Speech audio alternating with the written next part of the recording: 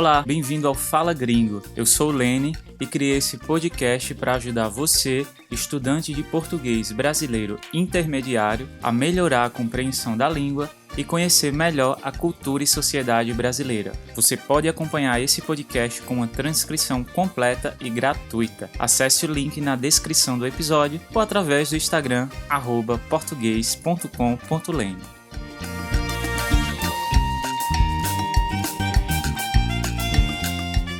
Fala gringo, fala gringa, tudo bem com vocês? Eu começo o podcast de hoje pedindo desculpas pela ausência, né? Faz mais de um mês que eu não aparecia por aqui. Se você me acompanha pelo Instagram, ficou sabendo que o motivo desse sumiço, quer dizer, dessa ausência, é que eu estava de férias. Eu estava me mudando de São Paulo, do sul do Brasil, e aproveitei para conhecer a Argentina, já que estava ali pertinho. Então foi isso. Passei um mês na Argentina. Visitei muitos museus em Buenos Aires, inclusive o Malba, onde vi pela primeira vez uma obra da Frida Kahlo, que eu adoro. Desci para curtir um pouco de natureza na Patagônia. Também conhecemos as bodegas de vinho em Mendonça e o ecoturismo maravilhoso dos arredores de Córdoba.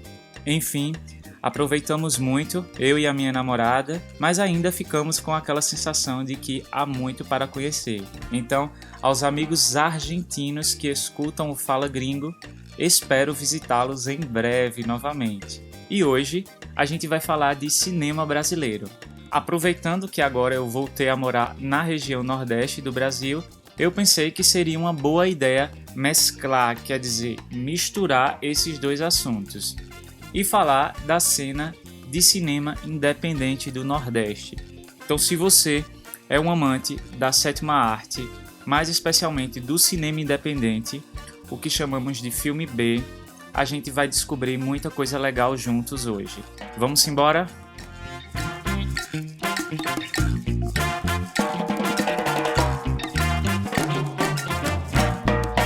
A gente começa com algumas informações sobre o cinema no Brasil. 80% dos brasileiros veem filmes na TV ou plataformas de streaming regularmente, mas só 17% de fato frequentam o cinema. Os números de sala de cinema seguem uma tendência que se repete no mundo. Quanto maior a cidade, maior a quantidade de salas de cinema, obviamente. Mas apenas 11% das cidades brasileiras têm um cinema. Inclusive, a democratização do cinema no Brasil, ou seja, o acesso ao cinema no Brasil, foi o tema da prova do Enem deste ano. O Enem, Exame Nacional do Ensino Médio, é uma avaliação muito importante feita pelos estudantes brasileiros ao terminarem o terceiro ano, o último ano da escola, e é um exame que mede a qualidade do ensino público brasileiro. A nota final do Enem é o que também garante a entrada numa universidade pública ou privada, muitas vezes. A redação é uma parte importantíssima do exame e geralmente aborda um tema social do Brasil, ou um desafio para o futuro, algo assim. Então esse foi o tema: como democratizar e tornar o cinema mais acessível no país. Quando se fala em cinema nacional, principalmente para você não brasileiro, é muito provável que as primeiras imagens que venham à sua cabeça seja o Capitão Nascimento, do filme Tropa de Elite, tão conhecido no exterior, ou o Zé Pequeno, do filme Cidade de Deus, um outro clássico. Mas não é sobre essas produções que vamos falar hoje. O que eu trouxe para vocês é um outro recorte. Vamos falar do cinema produzido no Nordeste. Mas por que vamos falar disso? Só porque eu acabo de me mudar de volta para o Nordeste? Bom, até pode ser um pouco, né? Mas não necessariamente por esse motivo. É que nos últimos anos, e especialmente esse ano de 2019, o cinema brasileiro brilhou muito. Nossos filmes emocionaram e surpreenderam multidões no Brasil e no exterior em festivais importantíssimos como Sundance, Globo de Ouro, Cannes e Festival de Berlim. E sabe o que a maioria desses filmes tinham em comum? São filmes feitos no Nordeste ou realizados por diretores nordestinos. Daí eu achei que apresentar para vocês alguns desses filmes seria uma ótima oportunidade de mostrar alguns recortes sociais do Brasil e de quebra, quer dizer, como um plus, vocês ainda garantirem um bom filme para a próxima sessão do cinema em casa. Por tradição, a maior parte das produções cinematográficas do Brasil sempre esteve concentrada em São Paulo e Rio de Janeiro, especialmente porque essa região é onde se concentra o centro financeiro do Brasil. Então é natural que as grandes verbas de produção de filmes estejam concentradas nessa região. Nos últimos anos, com o apoio de políticas públicas, esse cenário começou a mudar um pouco e com esse incentivo ao cinema, outras regiões começaram a desenvolver também suas produções. O que também ajudou a tornar a produção de filmes mais acessível foi a revolução digital, claro. A diminuição de gastos com todo aquele equipamento analógico e também o barateamento dos produtos a partir do ano de 2000. Antes de mais nada, é importante lembrar que aqui estamos falando de um cinema alternativo. Aquele filme feito com menos recursos, que não passa por grandes estúdios e que talvez até por isso tenha o desafio de fazer muito com pouco. Pessoalmente, adoro filme alternativo, filme B, justamente por ser esse tipo de filme que aborda realidades não clichês, situações sociais que Hollywood tá nem aí. Então eu adoro, por exemplo, ver os filmes que contam histórias muito específicas em países que eu nunca fui ou que eu conheço muito pouco da cultura, porque independente da história, eu sinto que o filme me entrega algo que de alguma forma eu não estava esperando. Realidades diferentes, dores diferentes, crenças diferentes, paisagens diferentes. Enfim, são filmes que me fazem refletir. Os filmes que eu vou falar para vocês hoje são alguns dos filmes produzidos no Nordeste que eu pessoalmente mais gosto, seja pelos personagens, seja pelas questões sociais que eles abordam. E a gente vai começar com Divino Amor, do diretor Gabriel Mascaro. Era 2027. O Brasil tinha mudado. A festa mais importante do país não era mais o carnaval. Era a festa do amor supremo. A grande espera pela volta do Messias. O ano é 2027 e o Brasil se transforma numa república evangélica, o que não é muito difícil de imaginar, considerando o crescimento da população evangélica no Brasil. O carnaval, por exemplo, é substituído por grandes festas de música gospel. A tecnologia das portas dos edifícios é capaz de detectar se a pessoa está casada, solteira, divorciada, até mesmo se a mulher está grávida. E se os cidadãos não têm tempo de ir à igreja, é só passar num drive-thru e receber uma bênção do pastor. Nesse cenário, conhecemos a Joana, que é uma escrivã de cartório que trabalha no setor de divórcios.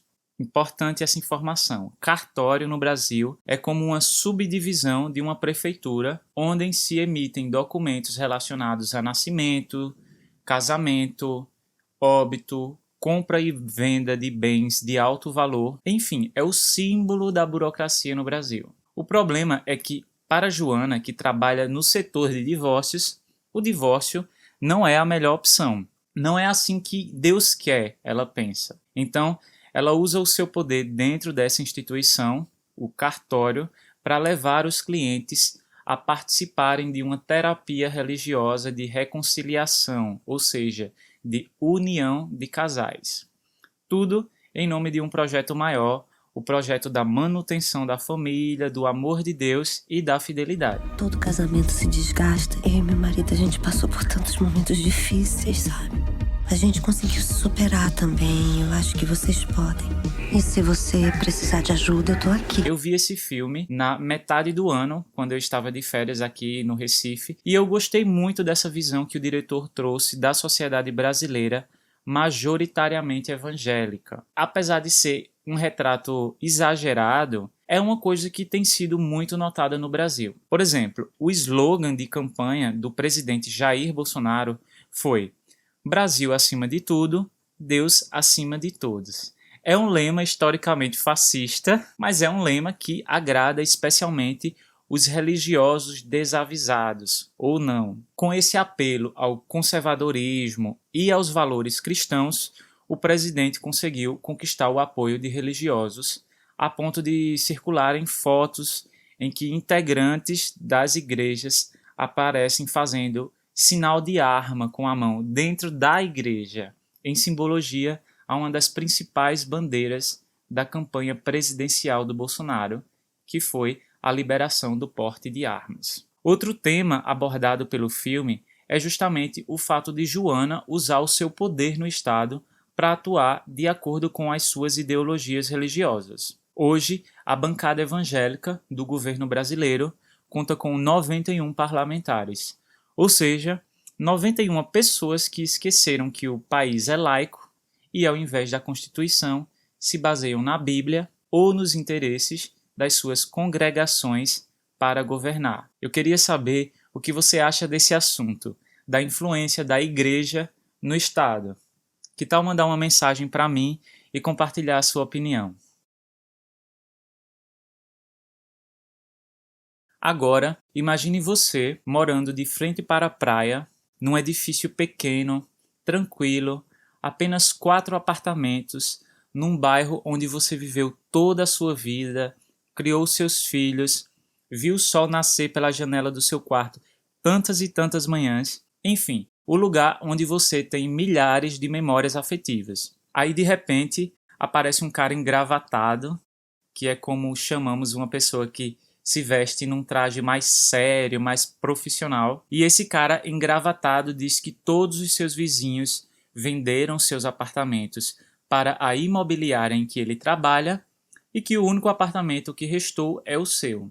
Ele explica que a imobiliária tem a ideia de fazer um grande empreendimento no local, um grande edifício naquele mesmo lugar, e que para fazer isso precisa derrubar aquele prédio velho. Por isso, querem comprar o seu apartamento. E aí, você vende? Esse é o dilema da Clara, personagem do filme Aquários, do diretor pernambucano Kleber Mendonça. Clara vive no Recife, a cidade em que eu estou vivendo agora, e a verdade é que ela não está nem um pouco interessada em vender o seu imóvel.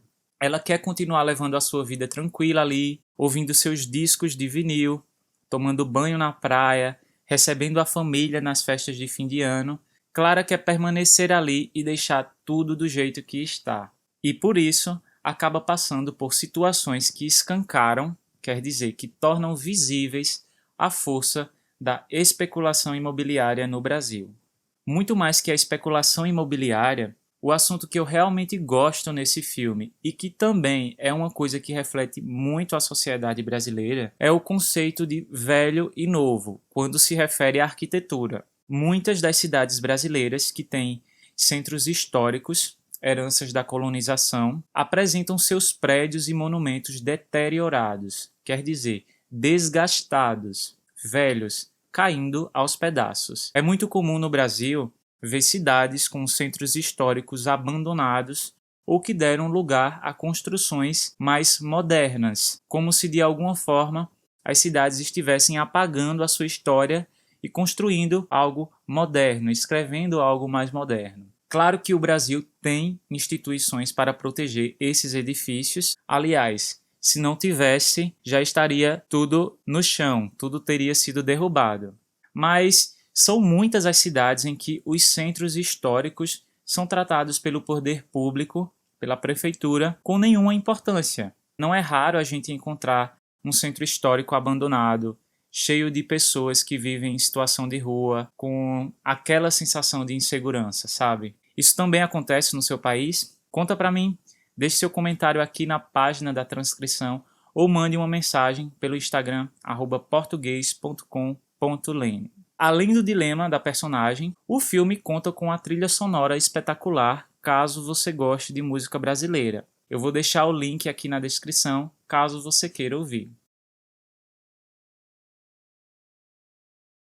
Outro filme do diretor Kleber Mendonça, que foi muito bem aceito pela crítica, é O Som ao Redor. Esse filme também se passa no Recife, no momento em que, diante de um aumento na violência, os moradores de uma rua, num bairro nobre da cidade, decidem contratar um serviço de seguranças particulares para vigiarem os arredores da rua, para garantirem a segurança do bairro. O tema da segurança foi retratado de uma forma muito real no filme, especialmente na forma como nós brasileiros lidamos com isso, com a falta de segurança. Você que ainda não veio no Brasil, eu devo te prevenir de uma coisa. Durante a sua estadia, é muito provável que alguns brasileiros estarão em total estado de alerta com relação à sua segurança. Eles vão dizer: não ande por ruas vazias, não fique distraído na rua com o celular na mão, não deixem suas coisas só, é mais seguro pegar um Uber do que ir de ônibus. Sim, algumas cidades do Brasil são realmente bem violentas.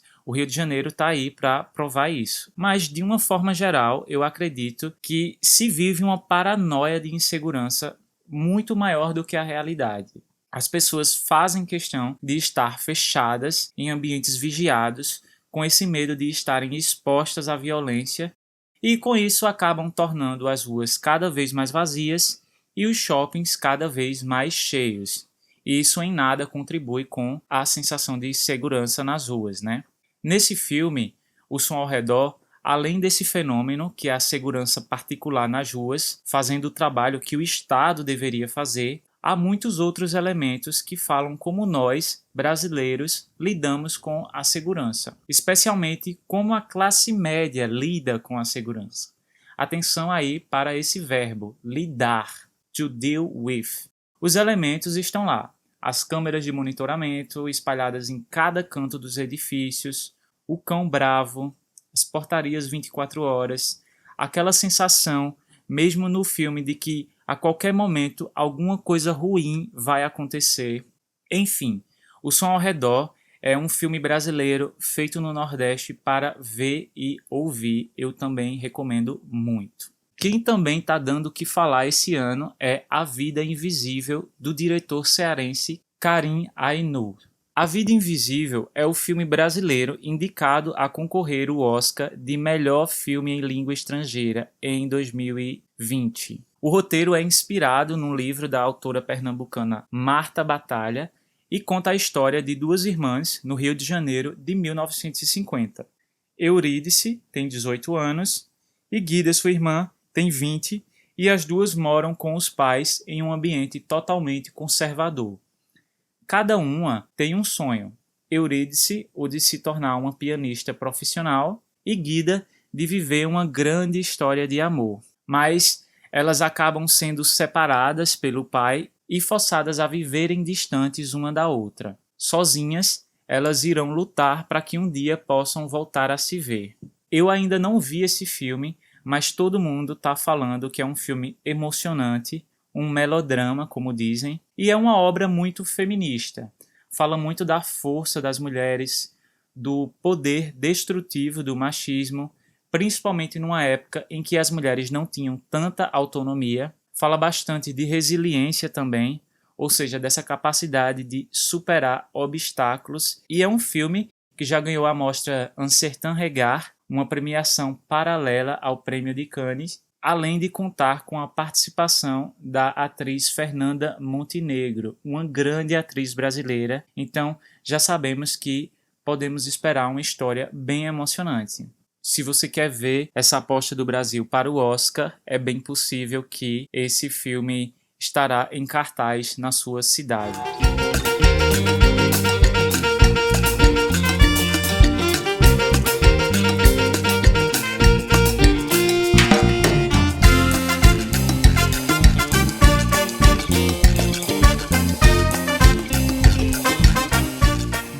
Todos os filmes que eu indiquei aqui estão disponíveis para assistir pelo YouTube, no YouTube Filmes.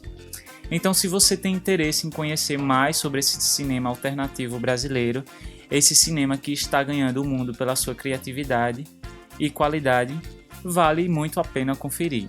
É isso aí, gente. Chegamos ao fim do nosso episódio.